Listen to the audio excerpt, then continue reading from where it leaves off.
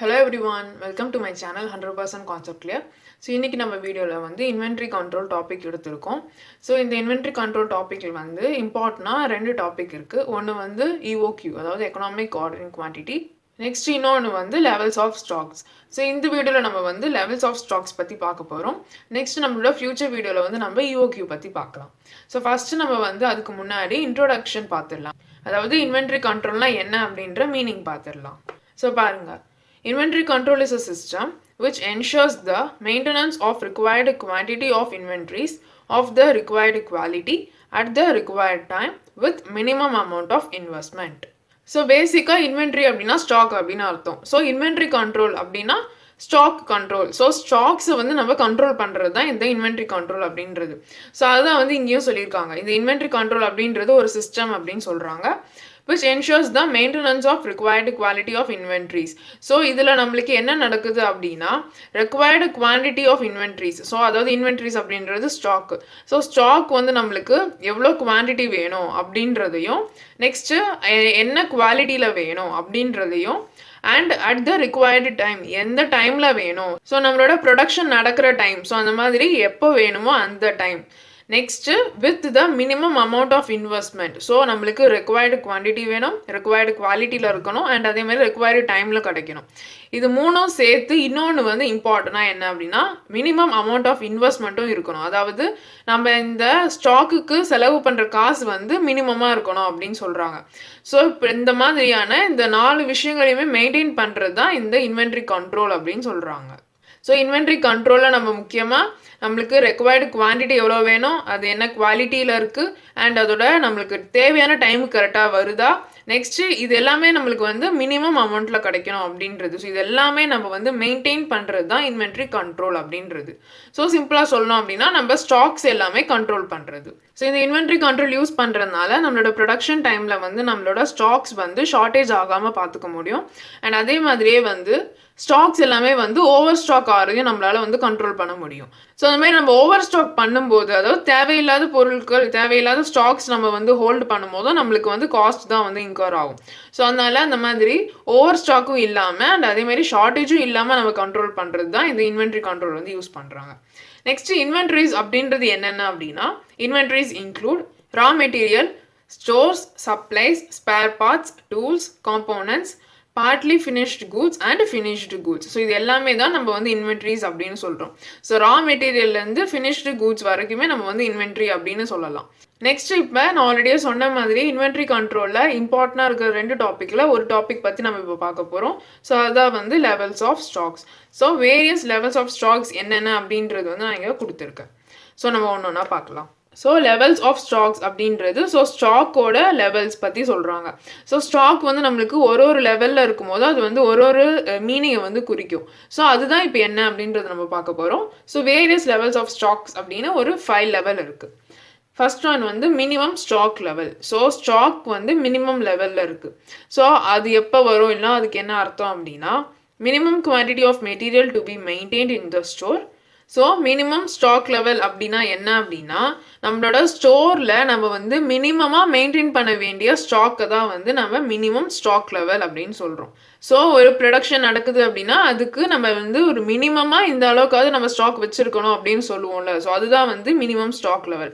ஒருவேளை நம்ம இந்த மாதிரி இந்த மினிமம் ஸ்டாக் லெவலுக்கும் கீழே நம்மளோட ஸ்டாக் போச்சு அப்படின்னா அப்போ நம்மளுக்கு வந்து மெட்டீரியல்ஸ் வந்து ஷார்ட்டேஜ் ஆகும் அப்படின்னு சொல்கிறாங்க. நெக்ஸ்ட் செகண்ட் லெவல் வந்து maximum stock level. Maximum level of quantity of material to be maintained. இது என்ன அப்படின்னா ஒரு ப்ரொடக்ஷன் ப்ராசஸ் நடக்குது அப்படின்னா அப்போ அந்த டைமில் நம்ம வந்து மேக்ஸிமமாக எவ்வளோ ஸ்டாக்ஸ் வந்து நம்ம ஸ்டோர் பண்ணணும் அப்படின்றது. ஸோ ஒருவேளை நம்ம இந்த மேக்ஸிமம் லெவலை தாண்டி வந்து ஸ்டாக்ஸ் ஸ்டோர் பண்ணியிருந்தோம் அப்படின்னா அது வந்து ஓவர் ஸ்டாக்கிங் ஆகிடும். ஸோ நம்ம வந்து மினிமம் லெவலுக்கு கீழே ஸ்டாக்ஸ் வச்சுருந்தா ஷார்ட்டேஜ் ஆகும். அதுவே நம்ம வந்து மேக்ஸிமம் லெவலுக்கு இன்னும் அதிகமாக ஸ்டாக்ஸ் வச்சுருந்தா அது வந்து ஓவர் ஸ்டாக்கிங் ஆகும். ஸோ அப்போ நம்மளோட ஸ்டாக்ஸ் வந்து இந்த கரெக்டாக மினிமம் அண்ட் மேக்ஸிமம் இந்த லிமிட்டில் தான் இருக்கணும். மினிமமுக்கு கீழேயும் வரக்கூடாது, மேக்ஸிமம் தாண்டியும் போகக்கூடாது. நெக்ஸ்ட் வந்து reorder level. At this level, business concern makes fresh order. So reorder level அப்படின்றது வந்து ஸோ பாருங்கள், it is between minimum level and maximum level. So minimum stock லெவலுக்கும் மேக்ஸிமம் ஸ்டாக் லெவலுக்கும் பிட்வீனில் இருக்கிற அந்த ஒரு லெவலில் தான் நம்ம வந்து ரீஆர்டர் லெவல் அப்படின்னு சொல்கிறோம். ஸோ இந்த ரீஆர்டர் லெவலில் நம்ம என்ன பண்ணுவோம் அப்படின்னா நம்ம வந்து ஃப்ரெஷ் ஆர்டர்ஸ் வந்து பிளேஸ் பண்ணுவோம். ஸோ இதை பற்றி நம்ம இன்னொரு டயக்ராமில் பார்க்கும்போது நமக்கு கிளியராக புரியும். நெக்ஸ்ட் வந்து danger level. So danger level அப்படின்றது stock level below the minimum level. So அதாவது இங்கே பார்த்தோம்ல மினிமம் லெவல். ஸோ இந்த மினிமம் லெவலுக்கு கீழே ஸ்டாக் போச்சு அப்படின்னா அதுதான் வந்து டேஞ்சர் லெவல். ஸோ ஆல்ரெடியே சொன்னோம்ல இதுக்கு கீழே போச்சு அப்படின்னா ஷார்ட்டேஜ் ஆகும்னு. ஸோ அதை தான் வந்து டேஞ்சர் லெவல் அப்படின்னு சொல்கிறாங்க. நெக்ஸ்ட் ஆவரேஜ் லெவல் அப்படின்றது it is a normal level of stock. So ஒரு ஸ்டாக்கோட நார்மலான ஒரு லெவல் தான் நம்ம வந்து ஆவரேஜ் லெவல் அப்படின்னு சொல்கிறோம். ஸோ இப்போ நம்ம இதை பார்த்தது வந்து இன்னும் கிளியராக புரியறதுக்காக இங்கே வந்து நான் ஒரு கிராஃப் மாதிரி ஒன்று போட்டிருக்கேன். ஸோ இதை பார்க்கும்போது நம்மளுக்கு இன்னும் கிளியராக புரியும். ஸோ பாருங்கள் நம்மளுக்கு இந்த எக்ஸ் ஆக்சிஸில் வந்து டைம் இருக்குது. நெக்ஸ்ட்டு இந்த ஒய் ஆக்சிஸில் வந்து நம்ம ஸ்டாக் கொடுத்துருக்கோம். ஸோ இது எல்லாமே டைம் அண்ட் இது வந்து ஸ்டாக். ஸோ ஸ்டாக் எவ்வளோ இன்க்ரீஸ் ஆகுது டிக்ரீஸ் ஆகுது அப்படின்றது இந்த இடத்துல காட்டுறாங்க. நெக்ஸ்ட் நம்மளுக்கு வந்து இந்த ஜிக்ஸாக் லைன்ஸ் இருக்குல்ல, ஸோ இதுதான் நம்மளோட ஸ்டாக் லெவல். ஸோ நம்மளோட ஸ்டாக்கோட லெவல் எப்படி ஏறுது எப்படி இறங்குது அப்படின்றது தான் இந்த லைன்ஸ் வந்து நமக்கு ரெப்ரசன்ட் பண்ணுது. ஸோ இதில் வந்து எது வந்து மேக்ஸிமம் எது ரீஆர்டர் எது மினிமம் அப்படின்றது நான் வந்து உங்களுக்கு லைன்ஸ் போட்டிருக்கேன். ஸோ ஃபஸ்ட்டு மேலே இருக்கிறது பாருங்கள். ஸோ இதுதான் வந்து நம்மளுக்கு மேக்ஸிமம் ஸ்டாக் லெவல். ஸோ நம்ம பார்த்தோம்ல நம்மளோட மேக்ஸிமம் ஸ்டாக் லெவல். ஸோ இதை தாண்டி நம்மளோட ஸ்டாக்ஸ் வந்து எக்ஸிட் ஆகக்கூடாது. அப்படி ஆச்சு அப்படின்னா அது வந்து ஓவர் ஸ்டாக்கிங் ஆகிடும். ஸோ இதுதான் இந்த மேக்ஸிமம் ஸ்டாக் லெவல். ஸோ நம்மளோட ஸ்டாக்ஸ் வந்து மேக்ஸிமமாக ஸோ ப்ரொடக்ஷன் ஆரம்பிக்கும் போது நம்மளோட ஸ்டாக்ஸ் வந்து மேக்ஸிமம் லெவலில் இருக்கும். நெக்ஸ்ட் நம்ம ப்ரொடக்ஷன் பண்ண நம்மளோட ஸ்டாக்ஸ் வந்து நம்ம கன்சியூம் பண்ணுவோம், அதாவது யூஸ் பண்ணுவோம். ஸோ அப்போ நம்மளுக்கு ஸ்டாக் லெவல் வந்து டிக்ரீஸ் ஆகும். ஸோ அதனால தான் நம்மளுக்கு இந்த ஸ்டாக்கோட லைன் வந்து டிக்ரீஸ் ஆகுது. ஸோ டிக்ரீஸ் ஆகிட்டு இந்த ஒரு பாயிண்ட் இதுதான் வந்து நம்மளுக்கு வந்து மினிமம் ஸ்டாக் லெவல். ஸோ இங்கே கொடுத்துருந்தோம்ல மினிமம் ஸ்டாக் லெவல். ஸோ இந்த மினிமம் ஸ்டாக் லெவலையும் தாண்டி நம்மளோட ஸ்டாக்ஸ் வந்து டிக்ரீஸ் ஆச்சு அப்படின்னா அது வந்து டேஞ்சர் லெவலுக்கு வந்துடும். ஸோ அதுதான் நம்ம வந்து இந்த இடத்துல ஷார்ட்டேஜ் அப்படின்னு பார்த்தோம். ஸோ அதுதான் வந்து டேஞ்சர் லெவலுக்கும் அதே தான் மீனிங். ஸோ நம்மளோட இந்த மினிமம் ஸ்டாக் லெவலையுமே தாண்டி நம்மளோட ஸ்டாக்ஸ் வந்து போச்சு அப்படின்னா அதுதான் வந்து டேஞ்சர் லெவல் அப்படின்னு சொல்கிறாங்க. ஸோ இப்போ நம்ம வந்து மேக்ஸிமம் அப்படின்னா என்னென்னு பார்த்துட்டோம், மினிமம்னாலும் என்னென்னு பார்த்துட்டோம். நெக்ஸ்ட் இப்போ இந்த ரீஆர்டர் லெவல் பற்றி பார்க்கலாம். ஸோ ரீஆர்டர் லெவல் நம்ம ஆல்ரெடி இங்கே வந்து என்னென்னு பார்த்தோம், இது வந்து மேக்ஸிமம்க்கும் மினிமம்க்கும் பிட்வீனில் இருக்கும் அப்படின்னு. ஸோ மேக்ஸிமம் லைனுக்கும் இந்த மினிமம் ஸ்டாக் லெவலுக்கும் நடுவில் தான் நம்மளுக்கு வந்து ரீஆர்டர் லெவல் வருது. ஸோ இந்த ரீஆர்டர் லெவலில் நம்ம என்ன பண்ணுவோம், இந்த இடத்துல நம்ம வந்து ஒரு ஃப்ரெஷ் ஆர்டரை வந்து பிளேஸ் பண்ணுவோம். அது ஏன் அப்படின்னா ஸோ இந்த இடத்துல பாருங்கள், ஸோ நம்மளோட ஸ்டாக் வந்து நம்ம யூஸ் பண்ண குறைஞ்சிக்கிட்டே வருது. ஸோ நம்மளோட ஸ்டாக்ஸ் வந்து மினிமம் லெவல் வந்ததுக்கு அப்புறமா நம்ம ஆர்டர் பிளேஸ் பண்ணால் கண்டிப்பாக நம்மளுக்கு வந்து உடனே வந்து ஆர்டர் வந்து கையில் கிடைக்காது.